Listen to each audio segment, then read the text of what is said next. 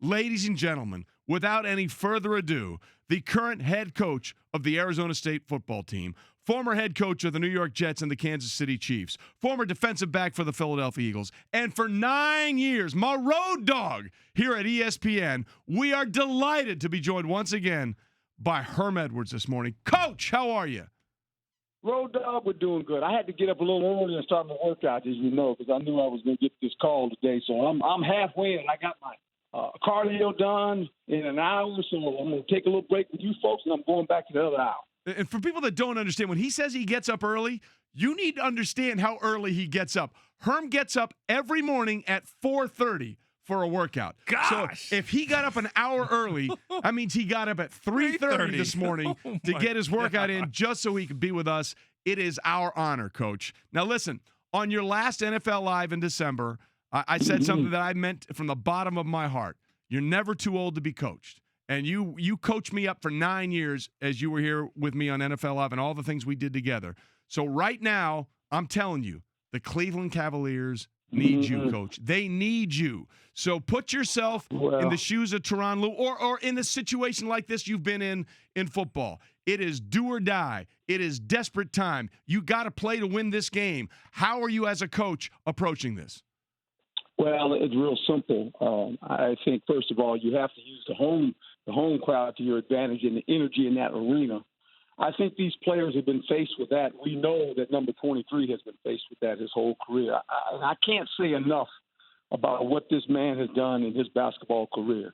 I mean, it's unbelievable that he sits in this situation 0-2, and we can go back to the first game and say some decisions made when the moment of execution needs to be at its highest was not made.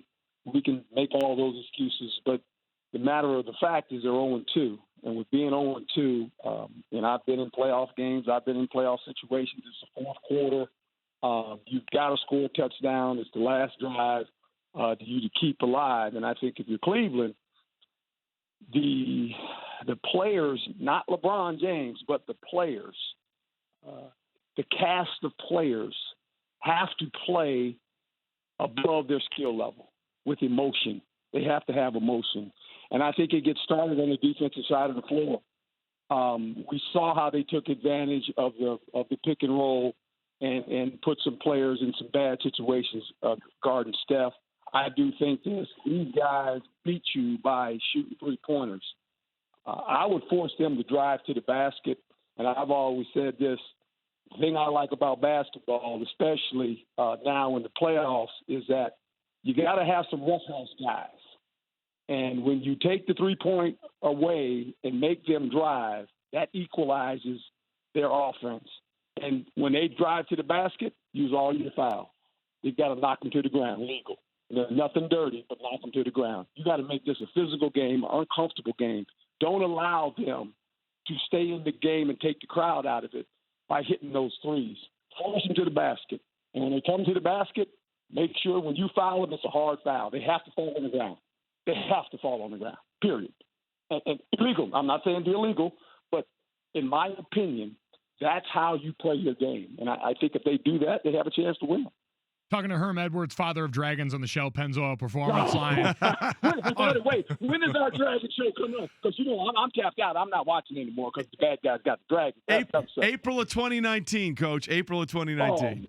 Yeah, we got time to get ready for it, Coach. Yeah, we're gonna get up against those bad guys and their dragon. But I want to ask you about one of the good guys right now in LeBron James, and internally for this Cavs team. We've talked a lot about what they need to do against the Warriors, but internally we got to look from the outside at this team in that huddle. I don't know if you saw the footage, but LeBron James in that last timeout, his response not only to the news that they had a timeout, but with J.R. Smith coming off of that blunder for him. In that moment, as someone who's been a leader both as a player and as a coach, how do you handle such disappointment on a big stage like that? Well, I think that's the problem in today's world with all these players and coaches, that everything you do, it's on camera, and that's all they're going to show. And I think LeBron knows that, but I think the teammates know that as well. Now, sometimes the look is one of those, well, what did he mean? Well, I think everyone knows what he meant. And I think behind closed doors, that'll be addressed, and they got to move on. You can't live in the past. You can't live on what happened and what if this and what if that could have happened. I mean, that's That's kind of football every year. I always say the difference between 10 and 6 and 6 and 10 basically is about 35 plays in the course of a season. If you make them, you're 10 and 6. If you don't, you're 6 and 10. And I think these guys are professional basketball players. They have gotten to a place where a lot of people didn't anticipate this team getting to. Now, they're playing an all-star group, and I think they know it. But they're role players, as I said. They got to play with emotion. You have to be emotional right now. I mean, you got to play with your hair on fire. You really do. I mean, if you're Tyronn Lue, there's not a whole lot to be said. Hey, you're playing in the finals with one of the greatest basketball players that ever has tied him up in LeBron James. And so that is your ace. You want to get it close like you did in the first game, and hopefully LeBron James has the ball in his hand and he can dictate the terms of how they want to win that game. And that's what you're hoping now. What I said before. For me, it's real simple. You got to make this a physical contest. You have to make it physical. You can't allow these guys to shoot 3 points in your home arena. You got to make them drive to the basket and live with the consequences. If they beat you laying the ball up, they're the better team. But I'm gonna find out if they really want to continue to go in there, because they're gonna feel some pressure and some body heat when they go in there. We're here with Herm Edwards, legend and current Arizona State coach. Herm, I wanted you to know that Dyron Reynolds, that's my brother-in-law, he speaks so highly of you all the time. And I want you to know, I don't know if you remember this, Coach. I don't know if you remember this, but when I was in Cleveland, we were having a historically bad season. And you gave us a pep talk, and I was so thankful and so ashamed at the same time because we hadn't won a game. Do you remember that, Coach? I remember that. I remember we were one morning, and that's why I said this Cleveland thing all of a sudden keeps coming up.